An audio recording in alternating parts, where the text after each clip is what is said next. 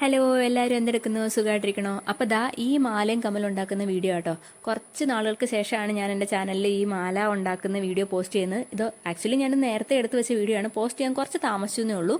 അപ്പോൾ ഇതേ ഞാൻ ഒരു പേപ്പറിൽ ഒട്ടിച്ചിട്ടുള്ളൊരു കല്ലാട്ടോ ഉണ്ടാക്കുന്നത്. അതായത് ഒരു പ്ലാസ്റ്റിക് പേപ്പറിൻ്റെ സപ്പോർട്ട് കൂടി ഉള്ള ഒരു മാല.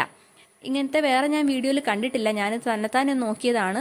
വേറെ ബീഡ്സ് ഒന്നും ആഡ് ചെയ്യാതെ നമുക്കിങ്ങനെ തന്നെ ആ വള്ളിയിൽ കോർത്തെടുത്ത് ഒട്ടിച്ച് ഇങ്ങനെ നിൽക്കാൻ വേണ്ടിയിട്ടുള്ള ഒരു ടൈപ്പാട്ടോ. നമ്മൾ നോർമലി വേറെ ബീഡ്സ് ഇട്ടല്ലേ നമ്മൾ ഒരേ സ്ഥാനത്ത് തന്നെ ഇങ്ങനെ നിർത്തുന്നത്.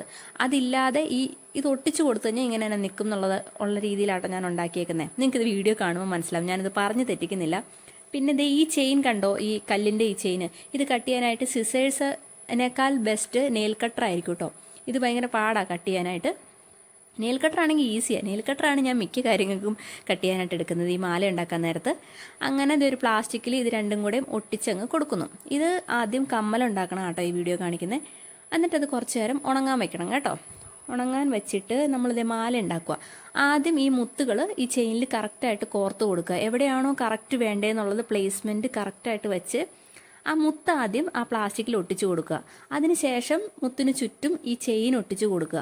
അപ്പോൾ തന്നെ അതവിടെ സെറ്റ് ആയിക്കോളും. അതിനിടയ്ക്ക് നമ്മൾ വേറെ ബീഡ്സ് ഒന്നും ആഡ് ചെയ്ത് കൊടുത്ത് ലോക്ക് ചെയ്യൊന്നും വേണ്ട. നോർമലി നമ്മൾ മാല ഉണ്ടാക്കുമ്പം വേറെ ഒരു ഇടയ്ക്ക് ഇടുന്നൊരു എന്താ പറയുന്ന പേരോ ഞാൻ മറന്നുപോയി. ഒരു ലോക്ക് ചെയ്യുന്നൊരു ബീഡുണ്ട്. അതിട്ട് നമ്മൾ പ്രസ് ചെയ്താണ് ലോക്ക് ചെയ്തത് അവിടെ വയ്ക്കുന്നത്, കല്ല് അങ്ങോട്ടും ഇങ്ങോട്ടും പോവാതിരിക്കാൻ. പക്ഷേ ഇങ്ങനെ ചെയ്താലും മതി. അപ്പോൾ ദേ മാല അവിടെ ഞാൻ ഉണ്ടാക്കി കഴിഞ്ഞു. ഇനി എൻ്റെ അറ്റത്ത് കൊളുത്തിടുന്ന ചടങ്ങാണ്. അതിന് നമ്മൾ ആദ്യം ആ ലോക്ക് ഇടുന്ന ബീഡിട്ടിട്ട് വളച്ചെടുത്ത് അതിനകത്ത് കയറ്റി വെച്ച് പ്രസ് ചെയ്യുന്നു. പ്രസ് ചെയ്യാനായിട്ട് നമ്മൾ സാധാ പ്ലെയറാണ് എടുക്കുന്നത്. പ്ലെയർ വെച്ച് പ്രസ് ചെയ്യുമ്പം ഇച്ചിരി ഒന്ന് സൂക്ഷിക്കണം കേട്ടോ, ഇത് വലുതല്ലേ. അപ്പോൾ അതേ മാല സെറ്റായി. ഇനി അത് ഉണങ്ങി കഴിഞ്ഞിട്ടൊന്ന് കട്ട് ചെയ്തെടുത്താൽ മാത്രം മതി. ഉണങ്ങാൻ വേണ്ടി കുറച്ച് നേരം നമ്മൾ മാറ്റി വെക്കണം. അതുപോലെ തന്നെ ഞാനൊരു നീലക്കല്ലും ഉണ്ടാക്കിയിട്ടുണ്ട്. ഇത് സ്ക്വയർ ആയിരുന്നു ഈ കല്ല്. അതുകൊണ്ട് അതിന് ചുറ്റി എടുക്കാനായിട്ട് ഇച്ചിരി പാടായിരുന്നു, കുറച്ച് കഷ്ടപ്പെട്ടു. ഇതൊക്കെ ഞാനൊരാൾ പറഞ്ഞിട്ടുണ്ടാക്കിയതാട്ടോ. ഈ കല്ല് ഇങ്ങനെ വേണം എന്നുള്ള രീതിയിൽ. എല്ലാം ഒരുപോലെ ആയി പോയി എന്ന് എനിക്കറിയാം. പക്ഷേ ഇങ്ങനെ വേണം, ഇതേപോലെ വേണം എന്ന് എനിക്ക് ഓൾറെഡി ഓർഡർ ചെയ്തതാണ്. അതുകൊണ്ടാട്ടോ നമ്മളിതേ കമ്മലിൻ്റെ പുറകിൽ ആ സാധനം, ഇതിൻ്റെ ഒന്നും പേരെനിക്കറിയാൻ മേല ഈശ്വര. ഞാനങ്ങനെ ഒത്തിരി ജ്വല്ലറി ഉണ്ടാക്കുന്ന ആളല്ലാത്തതുകൊണ്ട് എനിക്ക് എൻ്റെ പേരൊന്നും എനിക്കറിയില്ല കേട്ടോ, സോറി.